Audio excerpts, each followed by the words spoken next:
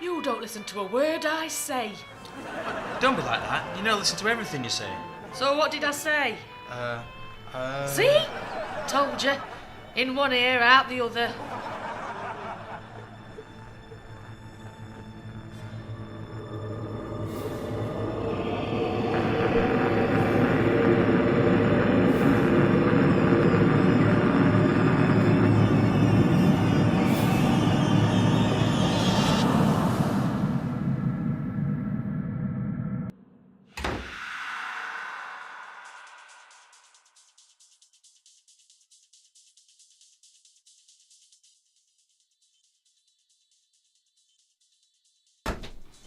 Are you planning to go to school today or not? I don't feel very well. What is it this time? I think I've got a cold coming on. You think? Mm. Very well, I'll call the school.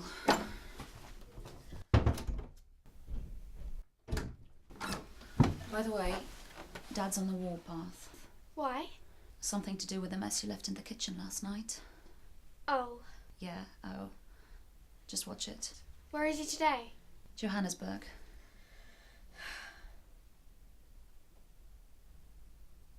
What? You should have been a boy.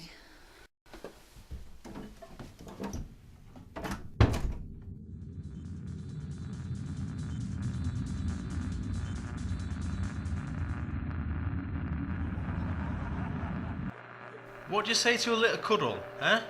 You'll be lucky. What with all that I've got to do?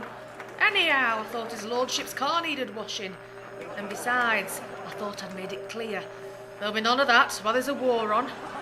Blimey, the bloody war could last for years. What's a man got to do to please a girl these days, eh? Come home in one piece.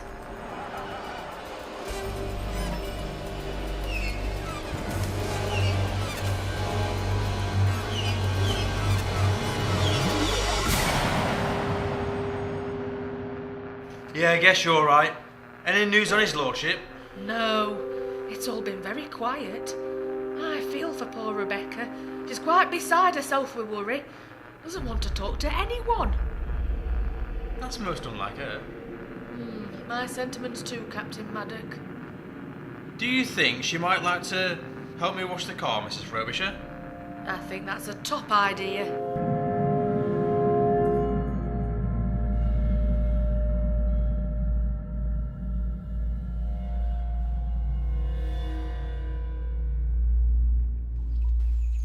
I suspect I'm to blame from your absence from school today, Molly. Well, am I? I wanted to ask you about that radio programme of yours. You'll have to do better than that, my dear. I have recorded countless broadcasts throughout my career as an actress. The one with the teenager and the two servants. It's a comedy? Oh, you mean A Voice in the Woods. Rebecca Haynes, one of my favourites. Mind, I'd hardly call that a comedy, my dear. How peculiar of you to think so. Actually, I only heard a small bit, but I instantly recognised your voice. You did? Bless you, Molly. You are an angel. But listen very carefully to what I have to say. Don't listen to any more of those broadcasts. I can't explain, but you would be better off staying away from it. You got some sauce. Promise, I'll make it up to you. You said that last time and I'm still waiting. Oh, you know what it's like when you get chatting with folk. Goodness knows what men have to chat about. Utter nonsense, I bet. Utter nonsense.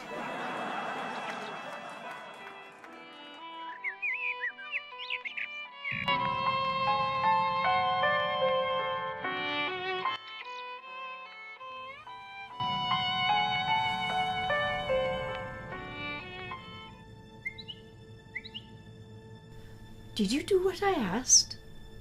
Yes. No, I mean, it won't go away. Oh, dear.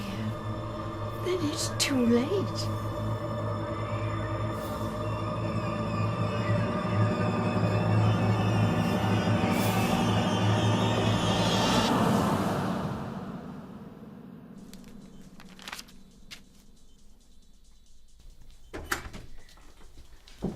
You okay? Fine. Why shouldn't I be? Just thought I'd ask after our little invalid. Actually, he was asking. Thought he'd gone away. He has. He was asking in the morning. But you said he was on the warpath. You know you can't put a foot wrong. So what shall I tell him when he calls? Just tell him I'm okay. I told him you were dying. Get lost. So you'll be going to school tomorrow then? Might do.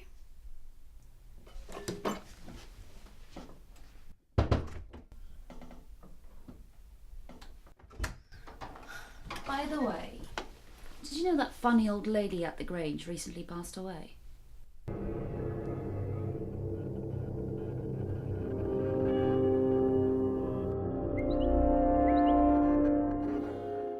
Where are you with the broadcast?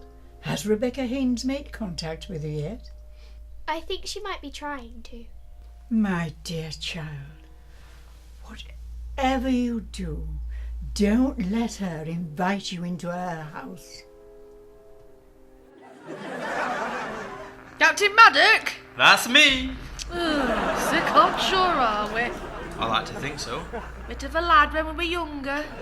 Well, I wasn't sure of a bit of a skirt, if that's what you're getting at. I'll give you a bit of skirt. Have you finished cleaning the car? Yeah, all spick and span. Did Rebecca help you? No, not sure where she is. 1 minute she was watching me from the drawing room, and next... Air raid warnings. As from now, no hooter or siren may be sounded except on the instructions of the police. In the event of threatened air raids, warnings will be given in urban areas by means of sirens or hooters, which will be sounded in some places by short intermittent blasts and in other places by a warbling note changing every few seconds. The warning may also be given by short blasts on police whistles. When you hear any of these sounds, take shelter.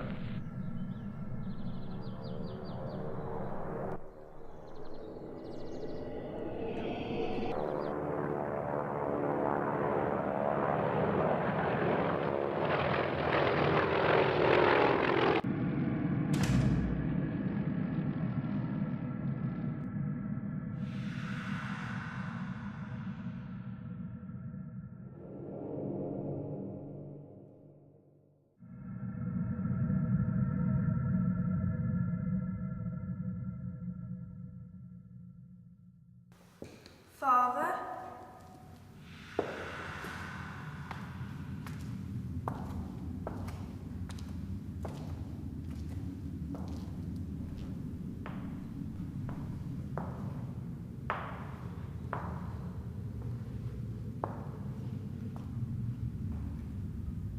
I was looking for my father. Have you seen him? No? Would you like to play a game? A game? What kind of game? I'm not lying, I did see her. Okay, so you did. So when was this supposed to have taken place? I told you today. Why don't you ever believe me? I do. You don't. Only a week ago you said you'd seen an old lady crying out the window. I'm telling you, I did. Yes, and I believed you. Did Dad say anything? No. Why? He doesn't like to see you upset. Why would I be upset? No reason. Anyhow, what's all this about? Another one of your stories? No, this is different. Look, whenever I go to listen to anything on this, I hear these voices, like radio voices, all crackly as if old, like the ones Grandad used to listen to. You don't believe me. Where do you think you're going, madam? I thought you were ill. There's something I've got to show you.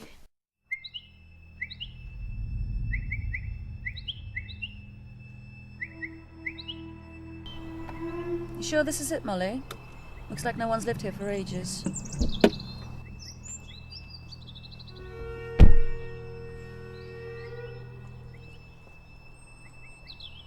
Someone must live here. I saw a car driving away from the place, a real fancy thing, driven by a chauffeur.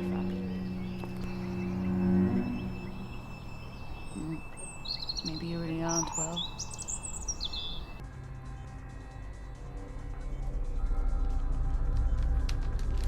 Yep, that's me done, Mrs. Frobisher. Very good. I'll be over in a jiffy to inspect. Women.